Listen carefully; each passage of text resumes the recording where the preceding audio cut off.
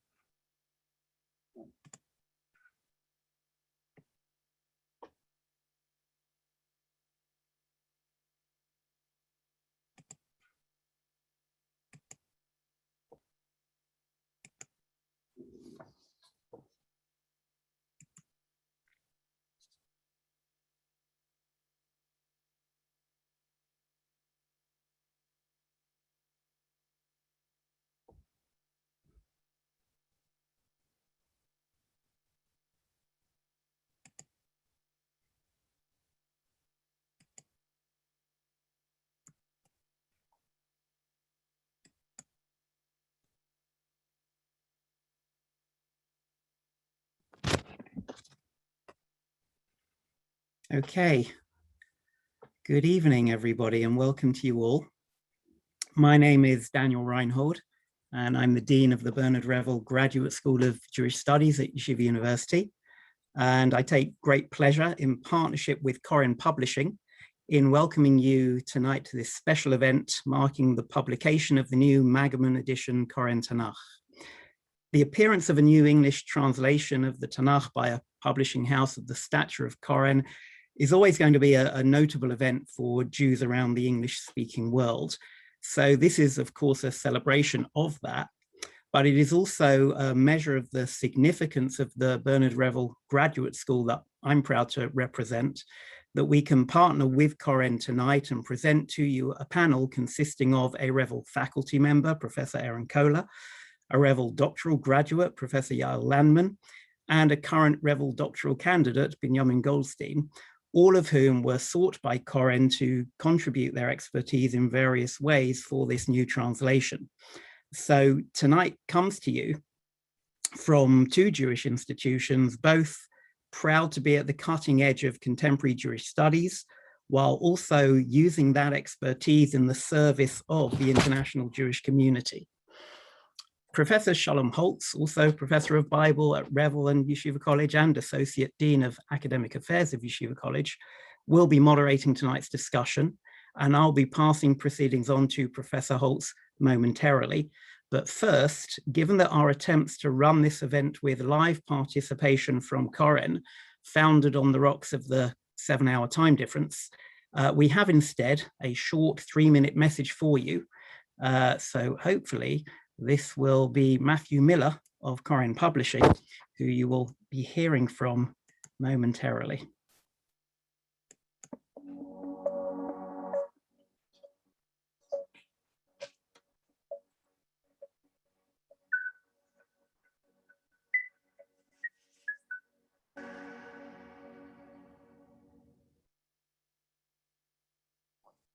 The Magerman edition of the Koren Tanakh is one of the most significant publications in the Jewish world of our generation.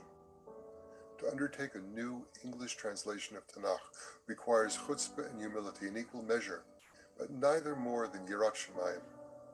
In translating God's words and those of his prophets, one assumes the precarious position of mediator between him and the reader, searching for the formulation that will do his work the greatest measure of justice, while simultaneously bringing the reader closer to the text. Whilst there are already numerous English translations of the Bible in the Jewish world, ours aims to stand out through its emphasis on authentically conveying the Hadrat Kodesh of the original Hebrew. In attaining our goal to create a translation which is readable, accurate, and true to the Hebrew in both tone and integrity, we are incredibly grateful to a number of people. To Rabbi Tzvi Hirsch Weinreb for his sage advice and guidance, as well as his incomparable scholarship. To Jessica Sachs, Sarah Daniel, and their team of translators, without whose incredible talents this edition quite literally would not exist. In particular, to Doctors Aaron Koller and Yael Landman, and Binyamin Goldstein, from whom we will be hearing shortly. And of course, to my friend, mentor, and Rebbe, Rabbi Lord Jonathan Sachs, Zecher Tzadik Livracha. Rabbi Sachs's translation of the Torah and much of Tehillim featured in the new Koren Tanakh is the project to which he dedicated most of his efforts over the last decade. His profound learning, moral depth, and sheer eloquence expressed in his many printed work made him a leading religious figure not only within contemporary Judaism, but throughout the world. His untimely passing, just as this edition went to press, was an irreparable loss to the Jewish people. But we take a small measure of consolation in the knowledge that this brilliant translation, to which he devoted his final years, will help carry on his legacy for generations to come. We at Koren Publishers are honored to have been Rabbi Sachs's publishers, his students, his friends. We are also grateful to the Bernard Revel Graduate School of Jewish Studies at Yeshiva University, its faculty, its graduates, its students, not only for their contribution to this edition, but for their unending contribution to Am Yisrael and Torat Yisrael.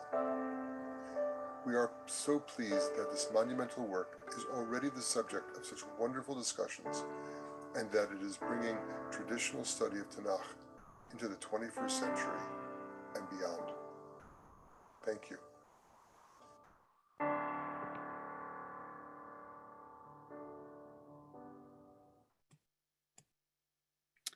So with thanks to Matthew Miller from Koren, without further ado, let me introduce you to Professor Shalom Holtz, Professor of Bible at Revel in Yeshiva College and Associate Dean for Academic Affairs at Yeshiva College. Shalom. Okay, thank you, Dean Reinhold. I'm just going to say a few words about why we're doing this at Yeshiva University. Daniel already mentioned that our three panelists are and their contributions to this particular, to the Magerman edition. I'll just add that if one opens the front cover, the introductory material, you count, by my count, something like 15 people, including our panelists tonight, with some connection to Yeshiva University, starting, of course, with Rabbi Sachs, Zichrono Livracha, who was the Krissel and Efrat Family University professor at Yeshiva University, but continuing on through several other members of our faculty, as well as our numerous alumni, some of whom are here. I'm the odd man out in this case. I'm not neither an alumnus nor a contributor to this undertaking, and so I opt to moderate. We have in front of us our panelists tonight. You've already met them. Our Professor Aaron Koller, Professor of Near Eastern Studies at Yeshiva University, Dr. Yael Landman, who is a lecturer of Near Eastern Languages and Civilizations at the University of Pennsylvania, and Binyamin Goldstein, who is a doctoral candidate at the graduate school. The way I envision our conversation tonight, and this isn't a game show, we've actually given the people questions in advance, so they've had a chance to think about it. The way we envision the evening, we'll start by talking a little bit about the process, about how did this translation come to be, and what the role of our panelists was in it. And then we'll talk a little bit about Yeshiva University's contribution to this and our panelists. And then finally, we'll talk about it as a phenomenon of history, and how does it fit into the broader Jewish constellation historically. We'll hold questions for the end, and at that point, I'll signal I'll welcome people to put their questions in the chat. And then they'll be moderated. Dr. Reinhold will be monitoring the chat for questions as we go ahead towards the end. Okay, so on to our discussion then. All of you panelists are credited in the introduction as translation scholars. That's the term that the Koren publishers use, who, according to what they say, invested many hours reviewing draft translations and providing the translators with valuable corrections, translation guidance, and textual and historical insights. And Dr. Koller, you worked on Sefer Shoftim, on the book of Judges, and Esther. Dr. Landman, you worked on Sefer Nahum, and Mr. Goldstein, you worked on Sefer Shmuel and Sefer Divrei Hayamim, both parts of both books. So let's starting with let's start with Dr. Landman, if you don't mind going first.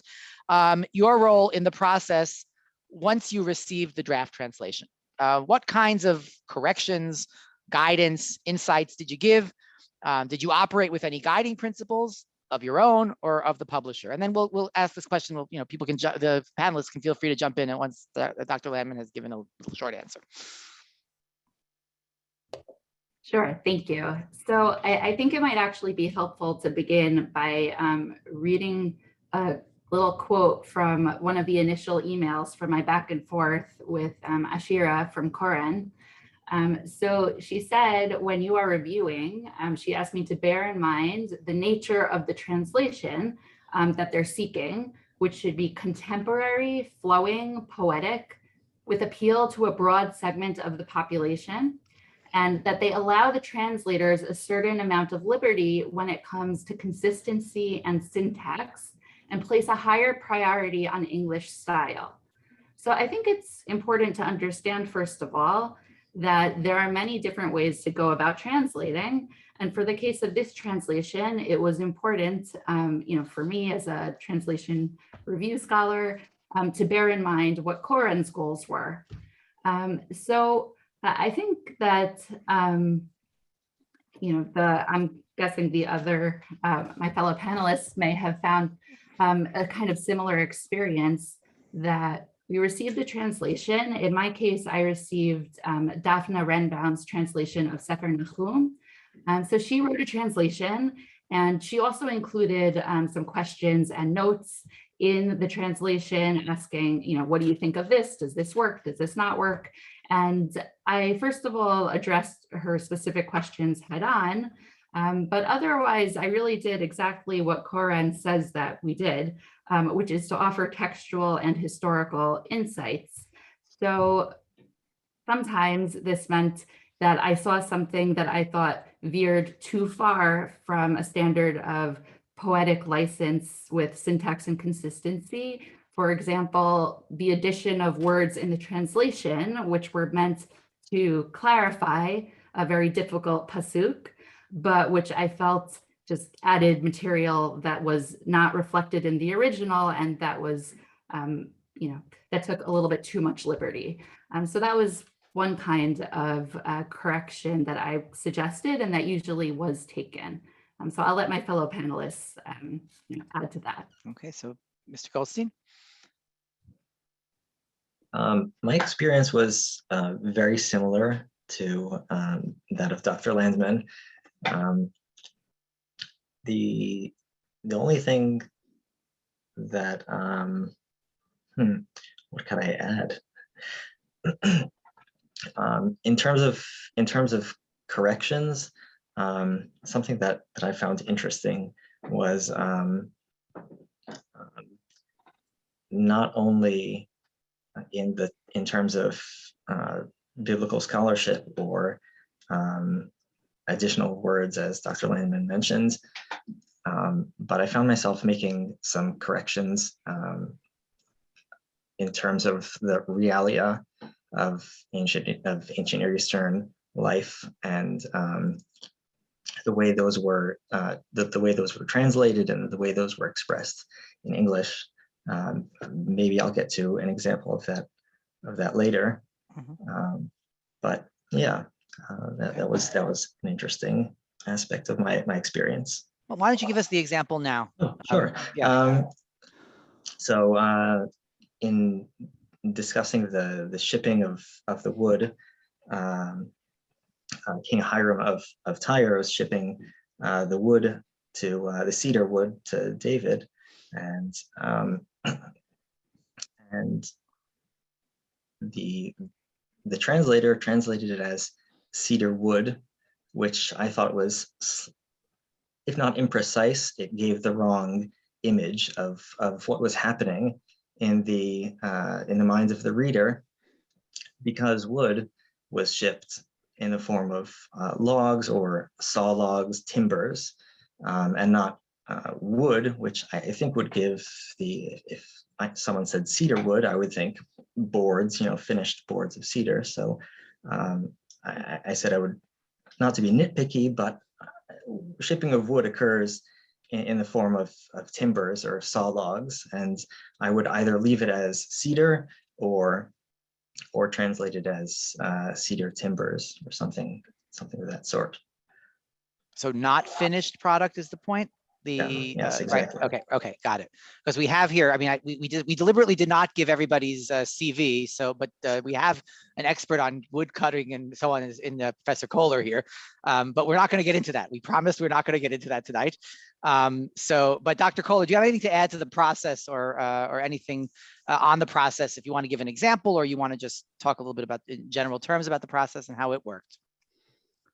Yeah, if it's okay, maybe I'll just elaborate a bit on something that Dr. Landman said, and that's that there are, I think, different legitimate philosophies of translation, and this is sometimes couched in terms of literal translations versus literate translations. Professional translators tend to talk about formal equivalence versus functional equivalence. So going from a language like Hebrew, an old Hebrew, to modern English, one has to decide somewhere on the continuum between a sort of rather stilted translation, which is going to come off as not great English, but mirroring the Hebrew to the extent possible. And everyone recognizes there are limits to that, but that they're somewhere closer to that of the spectrum, all the way to a much more flowing literate translation that may literate translation that may be in fact excellent English, but will hide the fact that there's a Hebrew original behind it by perfecting the English to that extent. And as Dr. Landman said, the instructions we got made it clear that the goals were certainly on that latter end of the spectrum, that they wanted a beautiful flowing literate English rather than literal. So I should say, and I said this, when I was first in touch with them, this is going back 5 or 6 years, that my own preference, actually like a fairly strongly held preference, is for the opposite, is for as literal a translation as possible. And I actually got great terms for this and a sort of expression for this from Franz Rosenzweig, who loved translating and actually spent his honeymoon translating Birkat HaMazon. I don't know how that affected his relationship, but it tells something about his priorities. And he writes, and really I think a really insightful passage, he writes that if he gets a business contract from an associate in Turkey and he brings it to a translator, he wants the cleanest, most accurate translation possible. He couldn't care less whether you're catching the nuances of the original Turkish. He just wants to know in good German what exactly he's agreeing to in this contract. Whereas if he gets a letter from a beloved friend who's traveling in Turkey in Turkish, then he actually wants to hear the expressions. He wants to hear the contours of the language. He wants to hear the nuances, and he'd be very happy to actually get a German that sounds Turkish in its cadence, because he really wants to hear the voice of his friend in that letter. And so, I said, putting my cards on the table, like I think that is actually the preferred answer when it comes to biblical translation. Also, I much prefer a translator to preserve the Hebrew as much as possible and to get an English that makes it clear that this is not the original. This is not the best piece of English literature ever written. It is explicitly a translation, and partly that's pedagogical. I actually, especially for our community, for my students, but for our community more broadly, I want them to go back to the Hebrew. I want them to be sent back to the Hebrew, to not be allowed to forget that this is a translation. And I think this is something that Jews have as opposed to Christians in particular, have long thought important in biblical translations. So I think that was part of the give and take. So as Dr. Landman said, there was a point person, and I said, here's my actual my belief. Like I don't think we should be going for such a literate translation. And she said, well, look, these are the guiding principles, but you should push back whenever you feel like you're, if it's going too far. So you say, and we can feel free to disregard your opinions. So okay, that's fair. So I'll give you a quick example. The Hebrew Vayetze la milchama in the draft that I got was translated, he launched an attack, and with a note that said, this is bolder and more vivid than a literal translation. And I wrote, it is bolder and more vivid. That's exactly the problem. Like, I don't want bolder and more vivid than the original Hebrew. I want the original Hebrew. Like it says, Vayetze la milchama, these are really basic words. So, I think in that case, this panel sent me back to go check whether they accepted my comments, and in that case they did. And it says now he went out to war repeatedly, which I think is the right call. I'll give you another example on the other side. I actually tried to get them to take out the word judges as the name of the book. I was like, well, shoftim, in ancient Hebrew didn't actually mean judges only. It also meant judging in a judicial sense, but also meant leaders. Shimshon is not a judge in the sense that English judge means. So can we change the book to the name of the book to something else? And that was rejected pretty quickly. So sometimes they went with traditional over what I thought was more literal than literate. Okay. So Dr. Landman, do you have any examples that you want to give us of something where either that where you saw your work reflected in the translation and a change, or where it didn't reflect that? Where you would have done something differently. There we go. Sure. So I'll give you an example, and recall that I worked on Nahum, which is prophecy. It is poetic. It also has a lot of very powerful images and difficult language. Now, one example is that in chapter 1, verse 8 in Parak Aleph, Pasuk Chet, the Pasuk says, Uvishetef over kala ya'aseh mikoma. And the translation originally read, he will come as a ravaging flood and bring an utter end to this place. So I noted that this loose translation could work if it said uche shetef over, meaning with the comparative, but that as a translation for uve shetef over, it introduces an equation between God and the ravaging flood that isn't there in the Hebrew. And in my mind, this kind of deviation is a very loaded one, because it is theologically fraught. It's a way to conceive of God, and you may find that elsewhere in the Tanakh.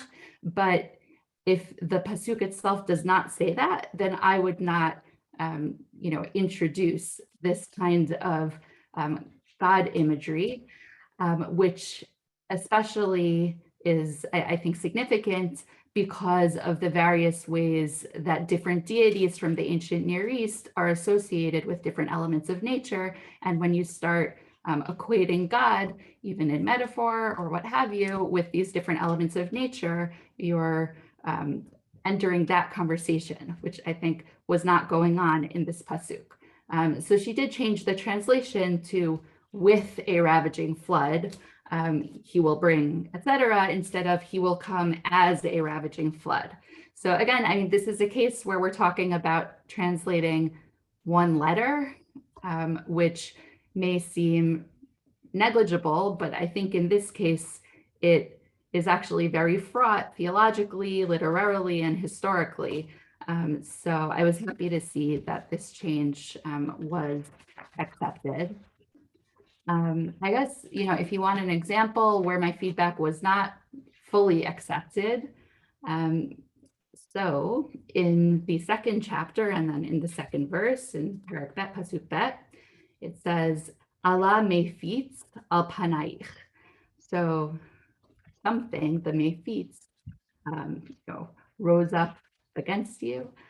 Should the mefitz here be understood as a scatterer, someone who disperses, which in this case would refer to a victor in war who defeats their enemy, in this case, Nineveh, the, at this point, capital of Assyria. So is this understood as a case of victory in battle and then deportation?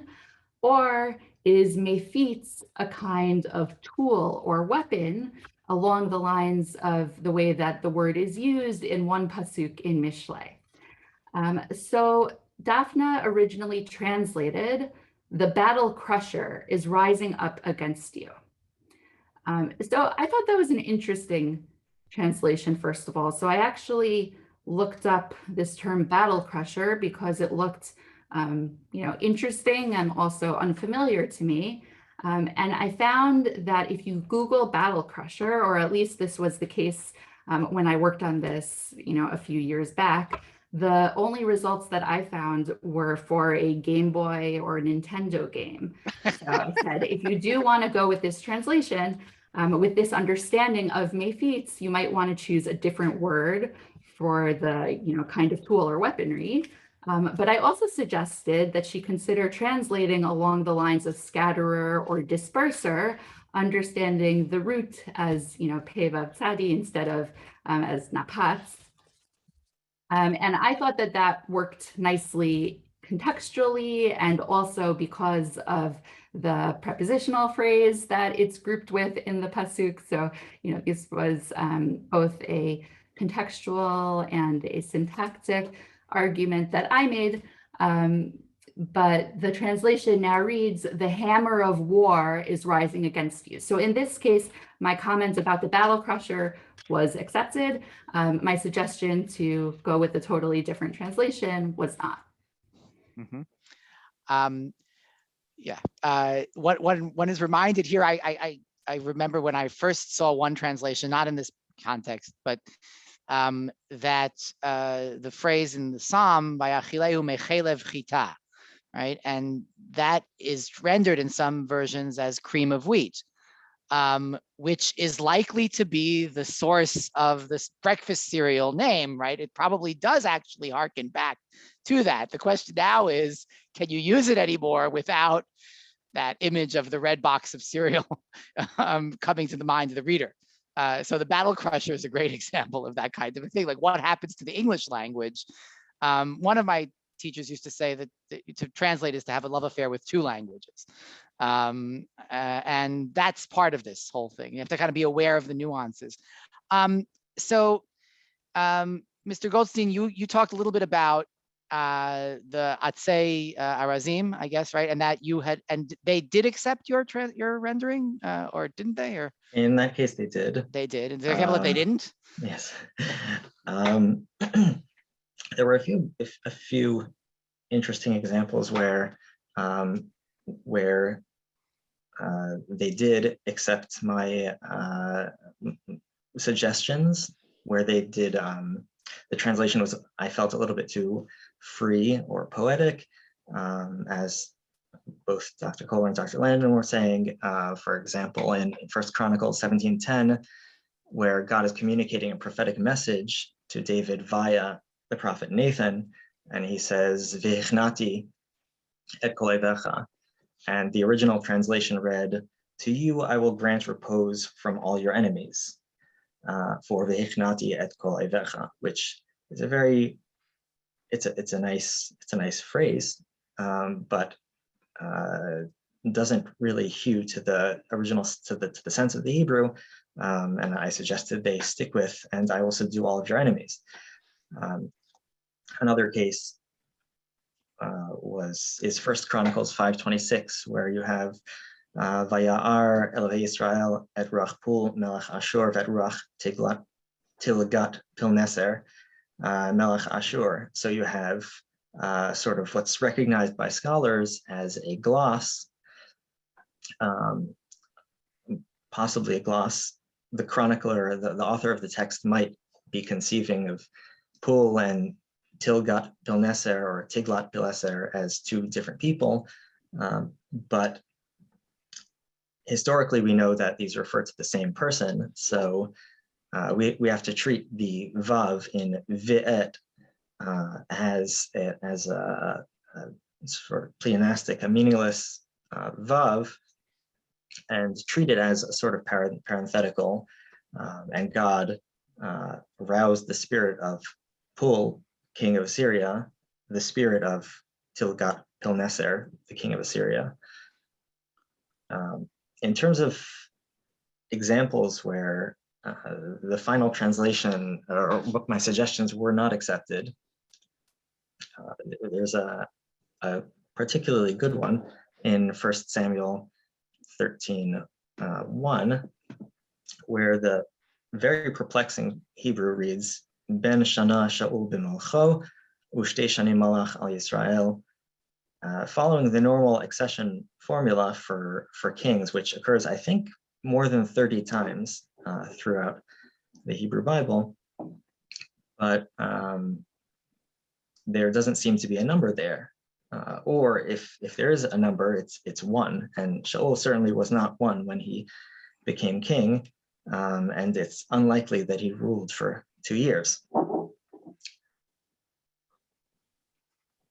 So the original translation that I was sent read, Saul was, and an ellipse in parentheses, years old when he became king, and he had been reigning over Israel for 2 years, verse 2, when Saul selected 3,000 men from Israel. So I believe JPS and NJPS and the new JPS translation both stick with that tact in translating this textually difficult verse.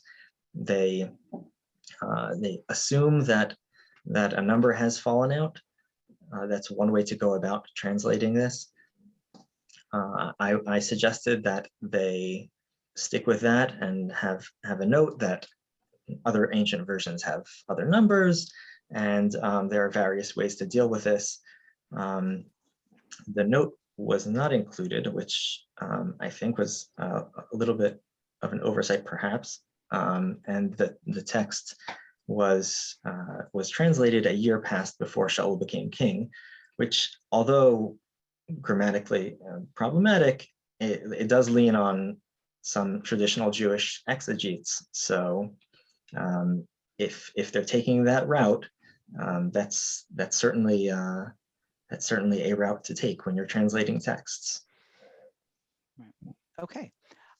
So you bring us to the question of the footnotes, because we have you here, and you're the of the four of us in the room here. Dr. Koller wanted to add something. Yeah, go ahead. If you don't mind. Sorry. Yeah. Sure.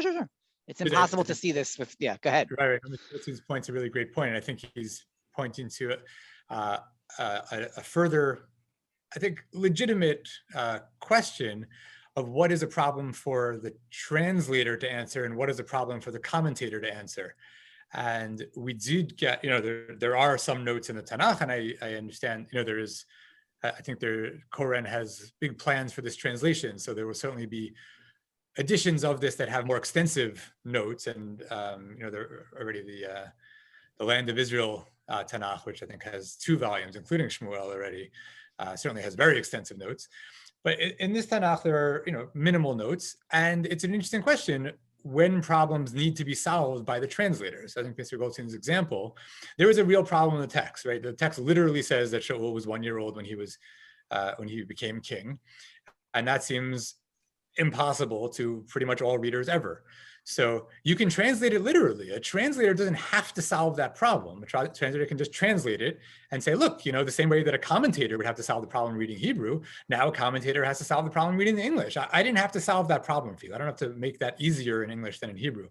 I had one example of that in Shoftim, where in the story of Shimshon, after he gives the Philistines a riddle, and it says they couldn't solve the riddle for 3 days, Vayihi bayom hashvi'i, and then there are some more days, and they only had 7 days to begin with. So clearly there's something confusing about the Vayihi bayom hashvi'i. It was on the 7th day in the middle of it.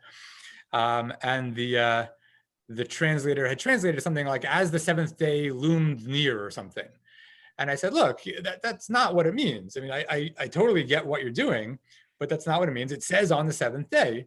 So the finished edition actually has on the seventh day with a note that says that according to some commentators, this means that the Shabbat was the fourth day of the week. So the fourth day of his 7 days was Shabbat, therefore it's called Yom HaShavi, which I think is perfectly appropriate division of labor between the translation and the commentary. The translation is literal. The problem remains. The commentary says, look, we all know that when you're going to read this, you're going to see a problem. Here's one possible solution to that. So I very much like that idea of splitting up, not solving problems in the translation that are there in the original, but having notes when you feel that they're needed. If you think a reader is going to suspect that you just made a mistake or something, then like, yeah, say that this is really what it says, but here's a possible interpretation. So I think Mr. Goldstein's example is a great example of that, and it's a shame there isn't a note there to explain what that 1 year or whatever may mean, or like what the Hebrew says. Right. So the question of the notes in general. So it's of all of us here, Mr. Goldstein was the only one who also served as a footnote scholar for the same 2 books, same 4 books, however you want to count them. And the purpose of the notes, according to what they tell us, is to point out elements of the original Hebrew that don't come across in translation or can't come across, or to provide other crucial background information. So we've already heard some examples of notes. How did that process work? Mr. Goldstein, you'll comment on it because you were involved in it most directly. So many of the points, that the verses that eventually got footnotes, which if you look through the print edition are very few, were originally marked as needing notes by the translators of the texts that I received, Sarah Daniel, and she marked off many verses. She said, this is going to need a note. And there were many other cases where she did not mark off a verse indicating that it would need a note. And I felt that a note was necessary. One example of a note that I feel is exemplary in its necessity is in examples of blasphemy, where the Masoretic text uses a circumlocution with oive. For example, in 1 Samuel 25:22, where David says, Ko yasa Elohim la'oivei David v'cho Yosif, instead of le David or li. So that the note says, this is a circumlocution. That's not blasphemy per se, but in 2 Samuel 12:14, Efes kini ni'atzta et oive Hashem. There you have a circumlocution to avoid an otherwise point of blasphemy. So the note there has that this is a circumlocution, and it refers to God.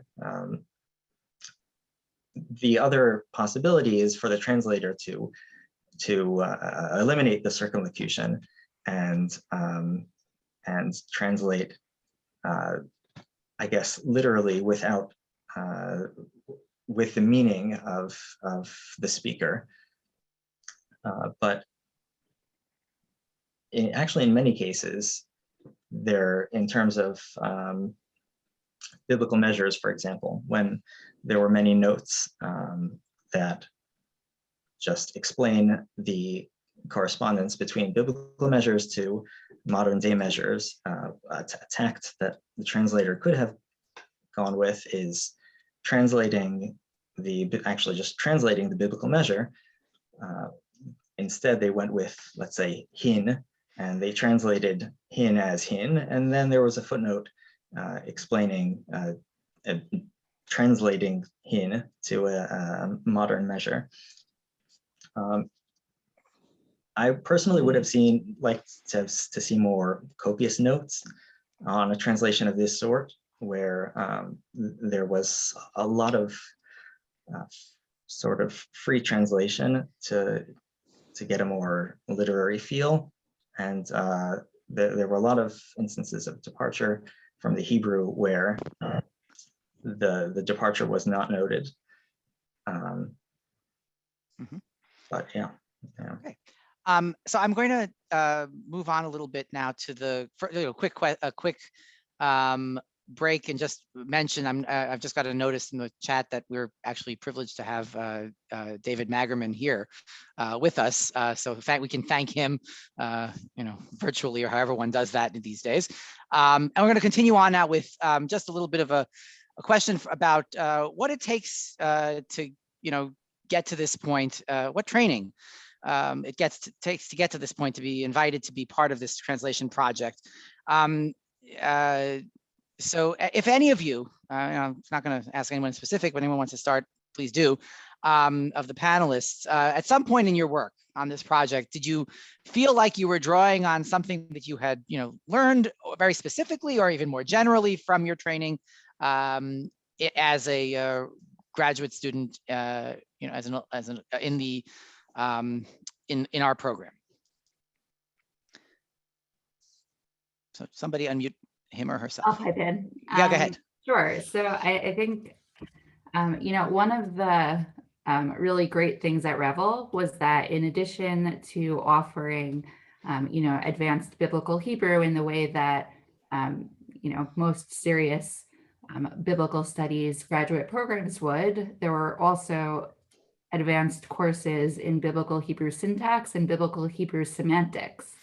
And having all of this kind of, very, very deep knowledge of biblical Hebrew grammar and the mechanics of biblical Hebrew and how it's written was something that I found critical in being able to assess and really contribute to this kind of translation. So that's sort of one piece of it. And the other piece that I'll mention is that, as I mentioned, the book that I worked on was Sefer Nahum, which happens to be addressed to Nineveh of Assyria. And having knowledge of ancient Assyria and the ancient Near Eastern world was also critical in this case in particular for understanding certain nuances in the text. So for example, there's this one pasuk in the first parak, it's a pasuk Yud Gimel, which originally translated Ve'ata eshbor motehu me'alayich. And it originally had, and now I will break your bonds of slavery to him, which I thought was, very nice idiomatically and made a lot of sense. But I commented that in this specific case, in this context of a prophecy to Assyria, I would maintain the more literal translation of a yoke, because this image is bound up in other prophecies relating to Ashur and also to Assyrian imagery. So there are these reliefs with scenes that depict the deportation of people from their, homelands to other places. And the way that these scenes portray the people is like the cattle who are depicted alongside them.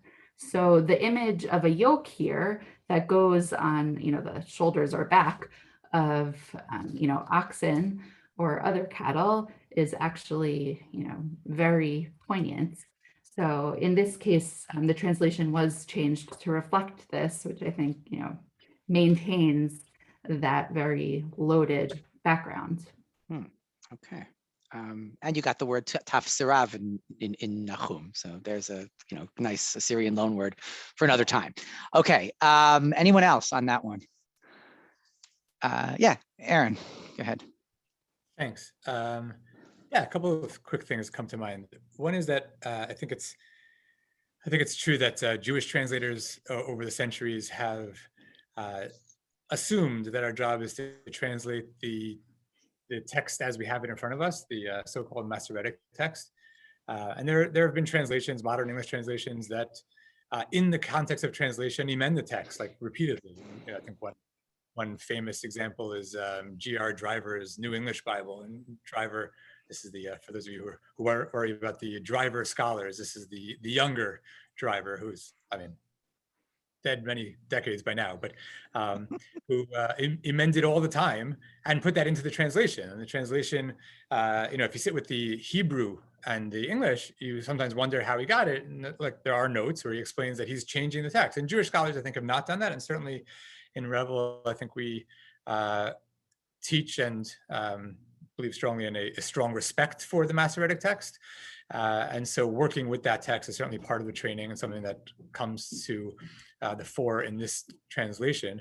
Another thing that I think related is that we never do biblical studies in a vacuum. There's a long history of Jewish biblical interpretation, and whereas all scholars of the biblical text will read, you know, modern scholarship from the last century or so on biblical text, we in our own teaching and what we expect students to prepare also involves the long history of Jewish biblical interpretation. So insights from the Rishonim can be incorporated when there are difficult passages that need some work. Doesn't mean that we're not trying to translate literally.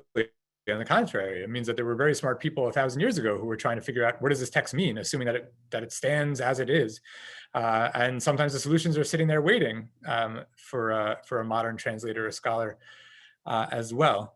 And then the last thing I'll say is that it is somewhat, you know, I'll speak for myself, but I'm sure that Mr. Goldstein and Dr. Landman felt the same. It's humbling. The history of especially in modern times where we know, but in pre-modern times also, you know, when you think about Jewish translators of Tanakh, and I certainly do not mean to put, with all due respect to Mr. Goldstein and Dr. Landman, I don't mean to put any of us in the same category, but you have people like Saadia Gaon and Mendelssohn, and I don't know if you want to be in the same category of either of those.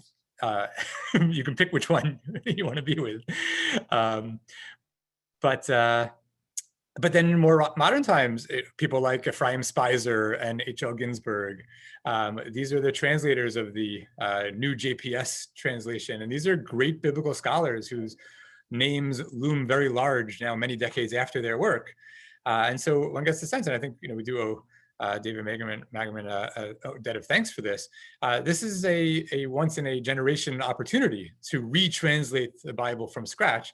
Being part of that is no small honor, even if I played a very, very small role in it. It's a unique opportunity. I don't expect to do this again in my lifetime. So that's certainly part of it. I think there's things to think about in terms of who was involved in the different translations, but that's just one last comment on that.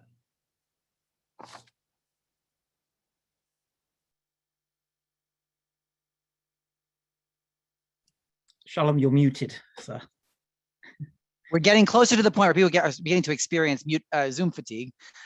So I want to move over, and Aaron's point is actually one that we could offers a nice transition to the question of the place of this translation as a work of, in history, because any of such translation and such undertaking is, going to be of historical moment. So it does break down a certain barrier that we're used to thinking of, between scholarly work aimed at an academic readership on the one hand, and the needs, if you will, of a community. And I'll add here that the preface to the translation says it is, quote, faithful to the classical Jewish interpretive tradition while cognizant of contemporary scholarship. Well, that's, at Revel, we're talking about that all the time. And it's something of a balancing act, right? It's a beautiful sentence, but really doing it could cause some, cognitive dissonance, if you will, or tension between faithfulness and cognizance in your contribution. Did you experience that? Did you feel that there was some point where you said, where? And if not, how? Why not? So we'll start with Mr. Goldstein, since he didn't answer the last one. You could also pass. I'll take it next. Okay. So, Yael, you want to go first, or you want to? Sure. Okay. Okay. So, well, you asked about a few different things here, so I'll just, address some of this. Like, first of all, I think the fact that Koren went and sought out a team of scholars to contribute to this speaks volumes about, the set of priorities that informed this work. And I think also, that I think that we've all kind of made clear that there are these different tensions when it comes to translation between different priorities, and it's very hard to kind of satisfy all of them. But part of what I think Koren sought out to do, as I understood it, was really to create a work that, would not just be a translation like any other translation, but that also is a translation that people who want to learn Tanakh can use.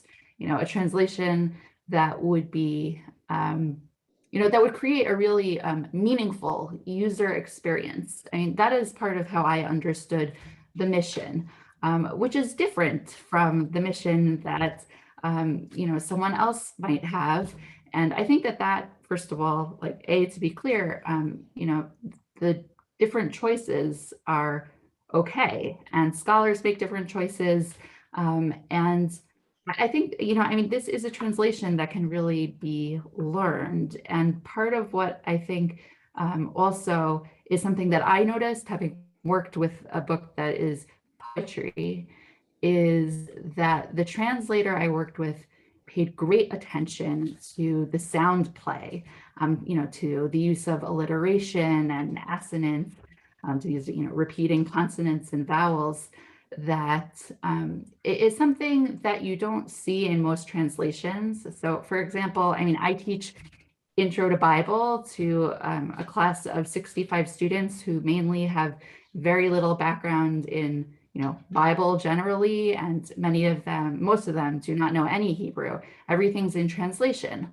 So when I'm teaching about biblical poetry, there's this challenge to try to show how language is used and how sounds are used. And I've compared for them different translations to show how most of them do not preserve any of these like beautiful uses of sound play in the original. So I think this is something where, I saw in the book that I worked on that there was a real effort to preserve that, which I think will retain part of this kind of meaningful user experience that someone is able to have when they understand Hebrew and are able to read the Hebrew. So when they go ahead and read the English. Okay. Any other panelists want to jump in on this one? On this question of the either the user experience or, yeah, Aaron, go ahead.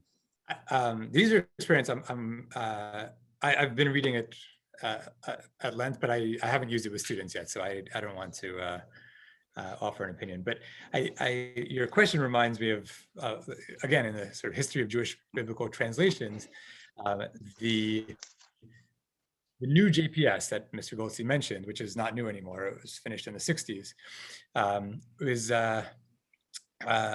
was done by the Jewish Publication Society with a committee of scholars translating. And they had 3 rabbis on the advisory committee, one Orthodox, one conservative, one Reform.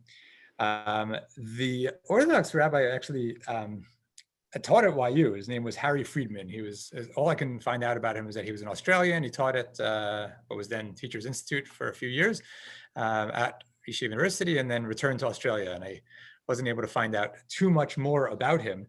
But one of the reasons that there wasn't someone more prominent on the committee is that when JPS was planning that, we have Solomon Grazel, who was the editor of JPS, wrote to the president of the RCA, who was then Rabbi Theodore Adams, asking for Orthodox participation in this new project. And Rabbi Adams, of course, asked Rabbi Soloveitchik, and Rabbi Soloveitchik's answer, which has been published in the volume of letters that Natty Helfgott edited, said, we representatives of the Torah Shebaal Peh community in Judaism cannot participate in such a project where the goal is to make a more exact rendering in accordance with, this is now a quote, with the latest archaeological and philological discoveries, because our job is to infuse the spirit of Torah Sheba'al Peh into the English version.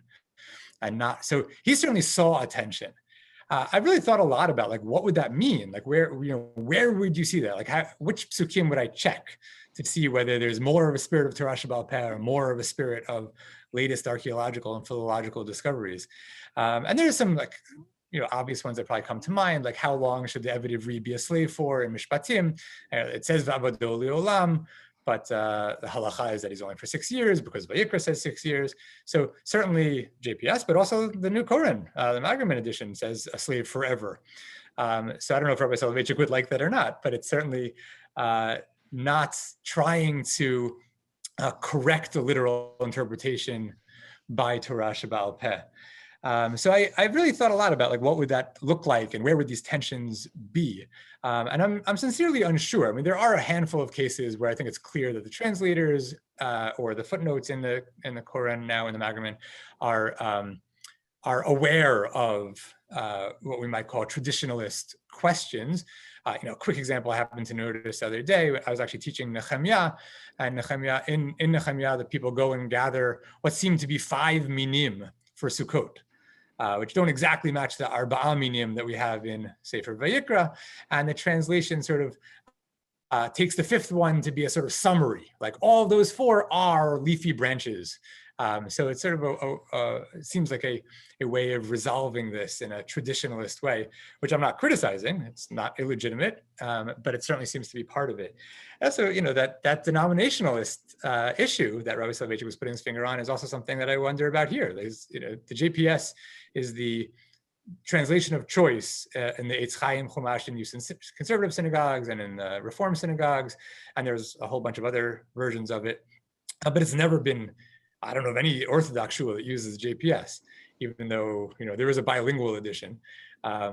So this is, as Shalom, you pointed out when we were talking about this, it's never officially an Orthodox translation, but there may be something to that as well. This is at least also an Orthodox translation, or with Orthodox concerns maybe higher in mind than JPS had, for example. Again, I'm not really sure what that looks like tachlis. Like, I don't know what the nafkamina is about an Orthodox translation versus a non-denominational translation.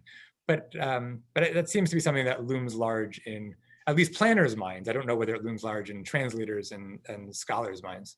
Right. So you actually set me up here for what's interesting to me. What I did preparing for this was I actually read some new book by Leonard Greenspoon. I think his name is Leonard, I forget. Greenspoon's book on English Bible and on translations, right? And one of them, he has a whole chapter on English Bible translations. Fascinating to me, and I had some correspondence on this with Aaron in the back and forth.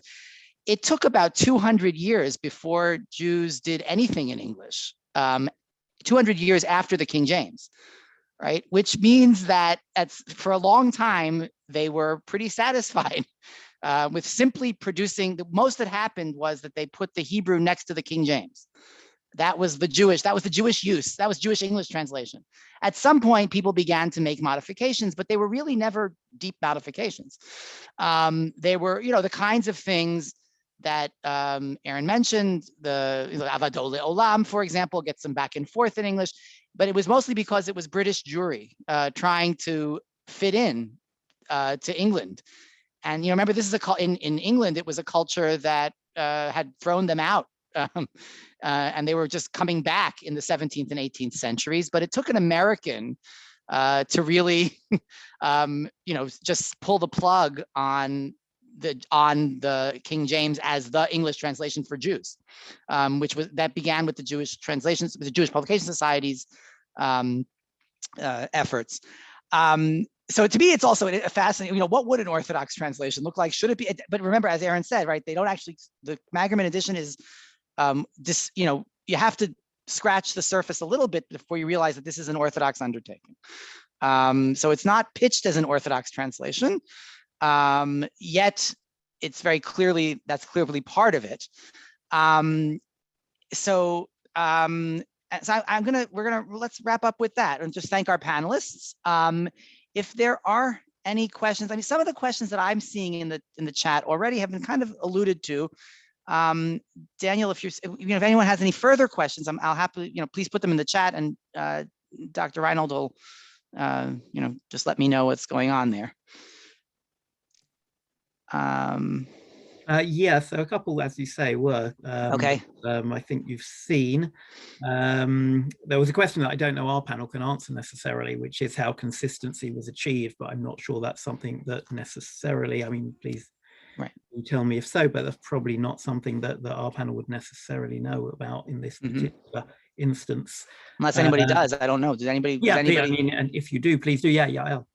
Yeah, I mean, I can mention, I can't answer that question fully, but I am aware that, I was working with one translator. There were many other translators, but that there was some editorial committee who, all of these translations went to. So I imagine that at that level, there was attention to that kind of, concern.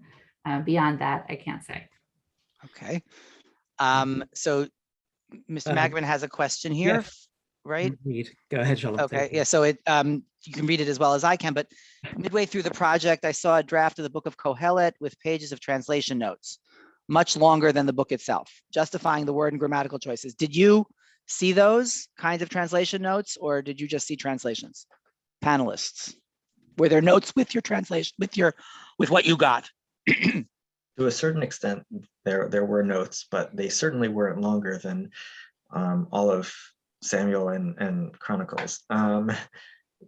Yeah, in many cases they were justifying translations and word choices, but they were maybe, on average, maybe 4 to 6 lines of notes per page. Mm-hmm. Okay. Yeah, there certainly was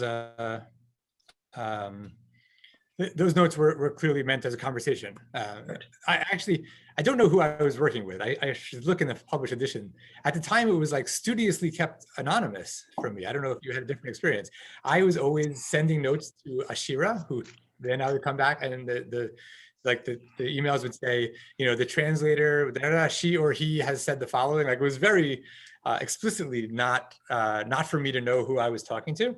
I haven't actually checked to see Sarah Daniel, according to the introduction, says here. Sarah, okay, for a Shof team. Yeah. And for Esther, I don't know. Esther, it says here. Anyway, it doesn't matter. Go ahead. But, yeah. Right. In any event, Jessica Sachs. This was very much it sounded to me like a conversation. Like, there were many notes that said, I did the following for the following reason. What do you think about this? Here's an alternative I was playing with, and things like that. So those notes were clearly not meant for publication. There was, I think, an awareness, and this is something that I think probably every translator laments. It's like, at the end of the day, there are lots of passages that it's very hard to be absolutely sure that I have the right answer, right? Like, if you tell me I have to choose, I'll choose. But I know that, like, there's a 70% chance this is right, there's a 30% chance this is right, or there's 3 possibilities. I'm not really sure. So notes are really helpful. If you're allowed to include notes, you can say, like, well, look, that's what I'm going with, but here's an alternative that I think has the following advantages, but it has the following disadvantages. And I imagine that the translators, lamented not being able to include some of that thought process, because there was a lot of thought that went into some of these translations. It wasn't like they were just like throwing things against the wall and hoping that the scholar has signed off on it. They had worked hard and considered, certainly, what was in the Mefarshim. Lots of notes referred to different traditional commentators and said, I know Radak says this, maybe that's a better translation. So that was part of the back and forth. I don't know whether there's, again, like the publication plans. I don't know if there's plans for fuller notes than there are here. Someone I saw asked in the chat about a Chumash version. That would certainly be a place for it. There's a Shul edition that has longer, more extensive commentary, not quite as long as the Land of Israel Tanakh, but something that's 1 volume. So that's certainly a place where you could have more extensive notes, but I don't know what the publication plans are. And I personally would love those kinds of thoughtful discussions to be reflected, because, again, I think it's really important for our community to actually look at the translation not as a final polished work, but as an approximation. Look, none of us is native speakers of biblical Hebrew, so here's a good translation, but here are the problems with that. Here's where we might translate it differently, and think about that. I find that educationally really important, but also communally and identity-wise very, very important. Like to not take our eyes off the fact that the Hebrew is actually, as Mr. Miller said at the beginning, like, if we're aiming for Dvar Hashem, so he didn't speak in 21st century English. God didn't speak in 21st century English, and that's something I think we ought to not take our eyes off of. Sorry for the he. Okay, right. So I think any other, I'm not seeing very much here, news-wise, question-wise, if there are no further questions. A question about whether yeah. using past translations that this translation worked to correct the specific things that maybe anybody picked up on. Did you feel that you were correcting something that was elsewhere in the a mistake in the, let's take it as in the JPS or in the other Orthodox translations that are out there that shall remain? There are other translations that are out there. Would you feel you were correcting anything, or making sure you weren't saying something else? No, I think that, look, I think your last ellipsis is actually an important point. The modern Orthodox community has shifted to ArtScroll, which has, again, this is on the one hand a legitimate choice, but also a very, very clear ideology in its translations. More pronounced in some passages than other passages, but it makes no apologies for it. And to be honest, ArtScroll doesn't call it a translation; it calls it an elucidation. It's certainly not trying to reflect the Hebrew carefully. It's trying to tell you what Hashem really meant in writing this, and that's channeled through tradition and so on. And the fact that modern Orthodox shuls have sort of ceded the shelf space to ArtScroll in the last few decades is, I think, a real cause for concern educationally and in terms of the identity of the modern Orthodox community. So, like you said, Shalom, it's not explicit. Like the societal goals, sociological goals, are not explicit in the Tanakh, and I was never told if there are or not. But certainly, that's one reason that I actually, was happy to sign on, was that I think there is an important corrective to make here. That if there is an Orthodox translation, or at least a translation that is vaguely under Orthodox auspices and acceptable to Orthodox community, and is not just translating according to Rashi, but is trying to incorporate good philology, good translation, incorporating Mefarshim, but also modern scholarship, like, great, that can actually serve an important purpose for our community. So I think that's certainly something that does. Excellent. The question of did anybody know? I mean, I don't think that there's a big question about the biblical text that they were using. I presume it was the Koran text that they were using. But what I find fascinating, and just to kind of conclude things, is that how different this is from what I know about the JPS translation in terms of process, right? Because in the JPS, the stories that are told is that they got together once a month and they sat around and discussed. X was charged with translating chapter number 3, presented, and it was his translation, right? There were no women involved at the time.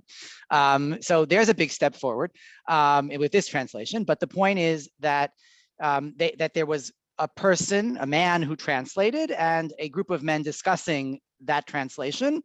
And then they upped or downed a translation, and that's what ended up in print, which is very different from what we have here, where the translator is almost anonymous, right? Until you read the beginning, but almost anonymous, and the scholarly work is just as anonymous, right? Kind of behind the scenes, and you get this, picture out here, which is a different way to go. We're not here to judge it. Actually, we decided that this is not a review panel. We're not going to say up or down on this translation. I don't think you could really do that on a Bible translation of this nature. Here it's good, there it's not so great.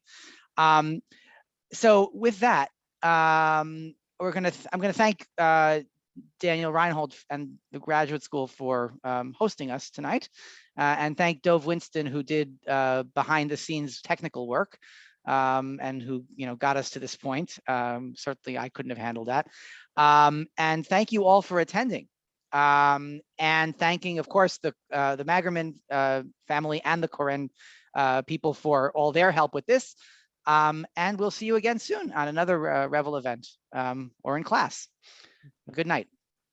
Thank you all very much, and feel free to join us at Revel.